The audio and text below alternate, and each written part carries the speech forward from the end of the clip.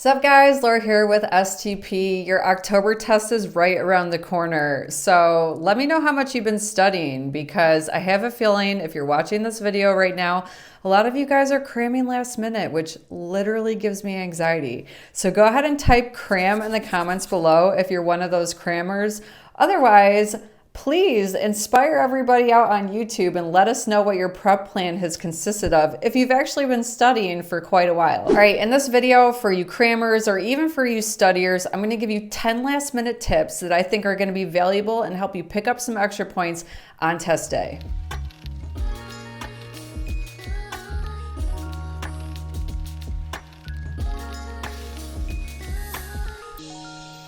All right, here's my first tip. Tip number one, on test day, you're gonna wanna warm up your brain. So I'm gonna link in the description below to a document that's essentially an English question warm-up. They're easy questions. There are no answers included because the point isn't to check and see if you're right. The point is to start to think about how you're gonna do these questions. And let's be honest, when you get into the test, you're not gonna be able to look up what the right answers are. So in the parking lot, before you go into the test, just go through these questions in the document, get your brain warmed up and get it ready to go. It's just like if you're an athlete getting ready for a big game. You're not going to just go out onto the field and your body and your muscles aren't warmed up. Your brain is a muscle, warm that up too. This video is brought to you by Preply, the first ever app designed specifically for the new digital SAT. Have you run out a Blue Book test to prep from? Do you like the idea of doing daily practice conveniently from the palm of your hand? With Preply, you have over 1,000 unique questions in your pocket. You can hone in on your weaknesses doing drills in specific question categories. Or if you're struggling with timing issues, you can head into our quizzes and work on your pacing. You can even customize your own pile of flashcards in both the math concepts and vocabulary. If you want to switch it up, you can head to our AI tutor Whizbee and ask him to quiz you on some kind of topic. And you can even let your competitive side come out by trying to get on our top 10 Preply leaderboard. Best of all, Preply allows you to prep on your own time whenever and wherever you want. Even if you have a super busy schedule and you only have 10 to 15 minutes a day to practice for the SATs,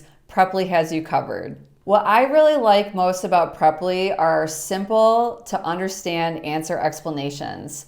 It really beats College Board's crazy long paragraphs that are just hard to follow. With over 50,000 downloads and counting, Preply is by far the most popular digital SAT prep app available in the App Store and in Google Play. We have already helped countless students reach and surpass their SAT goals. What are you waiting for? Download Preply today and take your SAT score to the next level.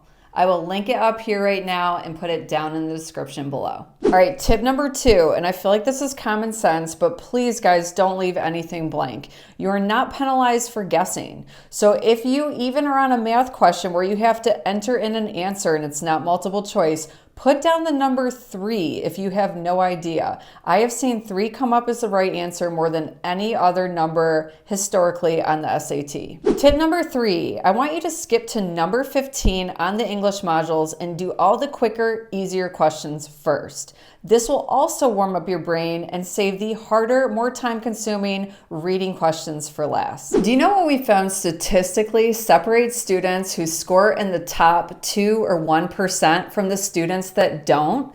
Or the students that actually land their goal SAT score from the students that come up short?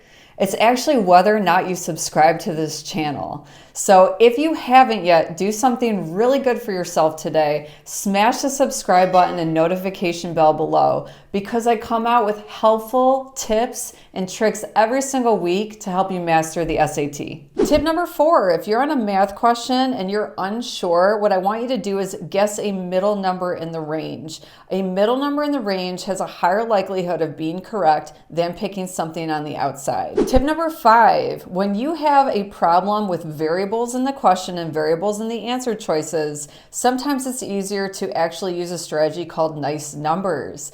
because when there are variables in the question, it's very abstract and hard to follow. So pick a number for the variable, actually work it out, and then use the same number in the answer choices until one of the answers matches. That's how you'll know you have equivalent expressions. Tip number 7, if you are on an English question with verb tenses as your answer choices, use the pronoun trick.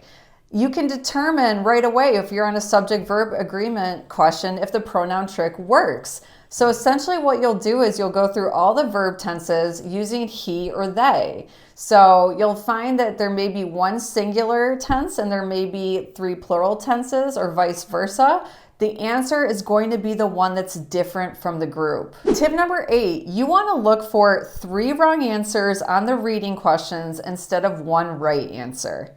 Guys, there are trap answers galore on the reading questions. So please don't try to find the right answer right away. That is instinctually what we do when we do multiple choice questions.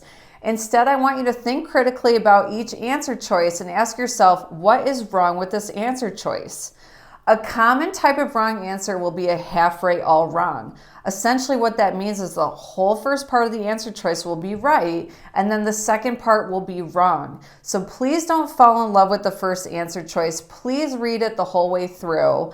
And then what I also want you to do is look for language like likely, largely, not likely, because a lot of the times it's those little words in the answer choice that changes everything and makes it wrong. Maybe the text said it's only partly attributable to something, and then the answer choice says it's largely attributable to it.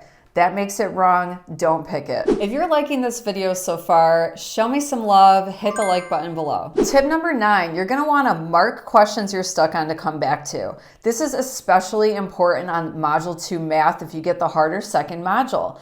What's interesting is on the August test, the numbers did not go in progressive order of difficulty. So there was one of the forms on the August test, a interval of questions from like 16 to 19 that were considerably harder and more time consuming than the last 20 through 22. So that being said, you need to prioritize your questions, use time management effectively, and if you find you're stuck on a question and you've been working on it for over a minute, I want you to flag the question to come back to and move on, because you never know. There might be low-hanging fruit ahead of you because now there's some unpredictability with the level of difficulty and the order of the questions. All right, tip number 10. This is my last and final tip. If you're running out of time and you have questions to go and you're not going to be able to get to them, just pick D. If you pick D for the rest of the questions, there's a chance that 1 or 2 of them will be D, so you are guaranteed to pick up some extra points. But hopefully you will not run out of time, because my bonus tip for you guys, tip number 11, is to make sure you do a full SAT test practice ahead of test day. You don't want there to be any surprises when you go into the test. I would recommend doing an official one in Blue Book. Choose a test you haven't done in at least a couple of months so it feels fresh. Or if you haven't done many of the Blue Book exams tests at all, then do test 5 or 6, because those are the most recent. All right, guys, I wish you the best of luck on test day. Another thing I'm gonna do is I'll link down in the description to our math one-pager. It's all the concepts you need to know in the math. So please be sure to look over that and study that. And good luck on Saturday. Until next time, happy prepping.